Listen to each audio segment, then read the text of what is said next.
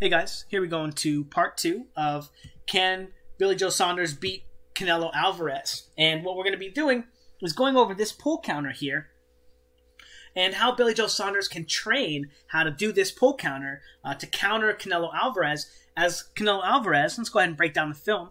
So Danny Jacobs gets into position on the front foot to control Canelo Alvarez with the lead hand. Okay, Canelo Alvarez is on the back foot now, and this is in an attempt to keep Canelo on the back foot away from his most dangerous punches. Now, when Danny Jacobs goes from the front foot to the back foot, he relieves the pressure of the control that he had on that space, and Canelo Alvarez feels like this space is primed and ready for him to move into and make an attack.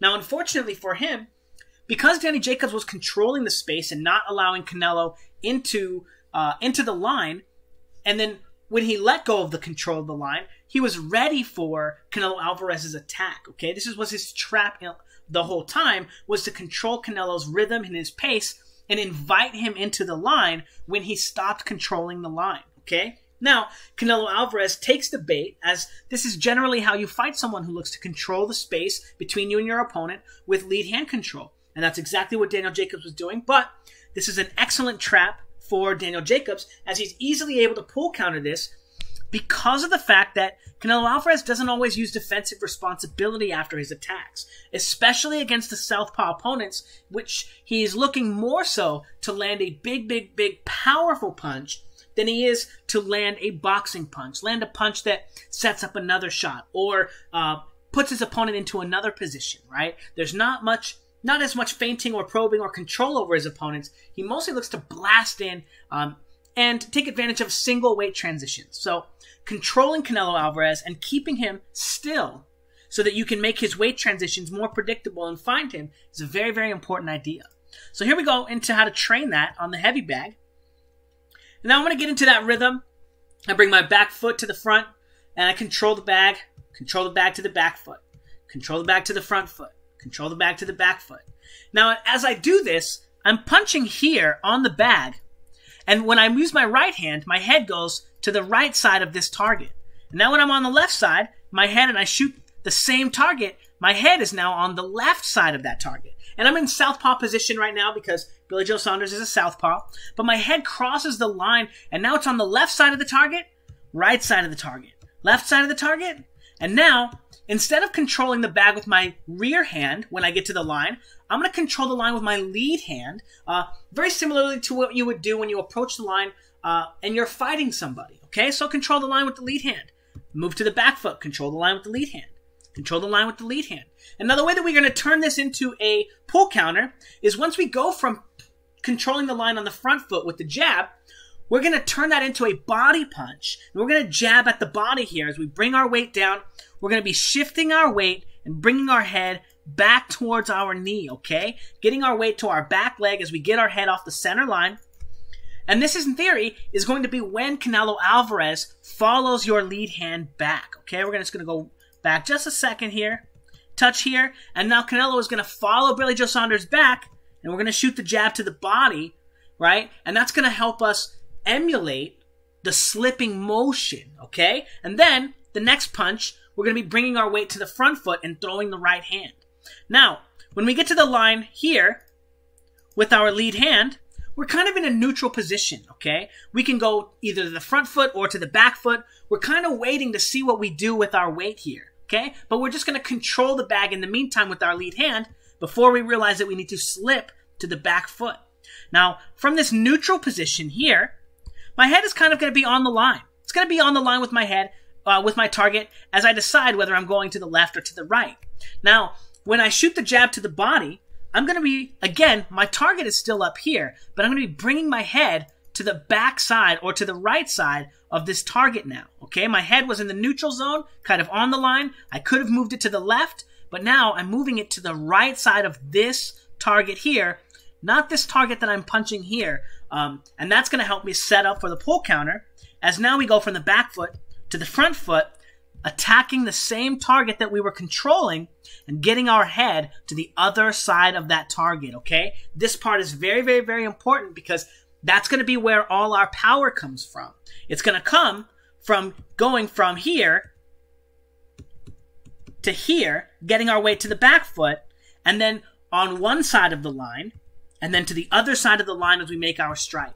Now I'm going to go ahead and play the video, and as you get better, you can do the drill faster, you can do the drill with fewer takes, you can do the drill without controlling on the back foot and just going straight, and then you can start skipping the jab to the body, but keeping the motion, and then, once you get much better, you can take a step at the same time you shoot your jab, so you can open up space. Now this is a little exaggerated, but I'm taking a really wide step with my right leg here as I roll under the line into this kind of left hook here. But again, you're going to take that same drill and just jab to the body, and then right hand over the top, jab up top, jab to the body, right hand or left hand to the head.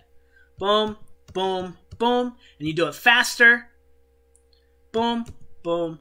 And then you can start removing pieces of the drill, okay? Removing the actual jab to the body, and then controlling the bag, slipping to the back foot, and now you're attacking the bag with that same rhythm and that same pace, and instead of it being 1, 2, 3, it's still a 1 and 2 beat. 1, 2, right? Just like in the beginning of the video, 1, 2, 1, 2, 1, 2, 1, 1, 2, 1, 2, 1, 2, 3, 1, 2, 1, 1, 2, 3, 1, 2, 3, 1, 2, 3, 1, 2, 3, 1, 2, 1, 2, 1, 2, 1, 2, 1, 2. And then, like you see here, you can go from throwing straight left hands to big rounded left hands here, all the way at the end. Where am I going to throw that big, wide open punch? As you get your weight farther and farther to the right side of your body as you take a step. Now, at the higher level, when you're taking that step, you're going to be shooting the jab, slipping to the back foot, and as you slip, you take this step out here, which is going to allow you to get more of your weight into your punch and allow you to get farther across the line against your opponent. And it's going to turn this, this looks like so much wider of a punch than it really is, because I'm actually getting my weight so far to the outside here than I was in the beginning. Let's take a look here. You can see where my leg is here. Oops. As it gets wider and wider,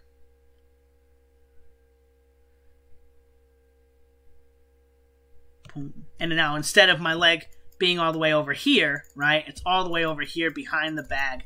And you're just getting so much more power and so much more whatever. But anyway, if you're interested in more coaching like this, I have a boxing Patreon. It's $50 to sign up, $50 a month.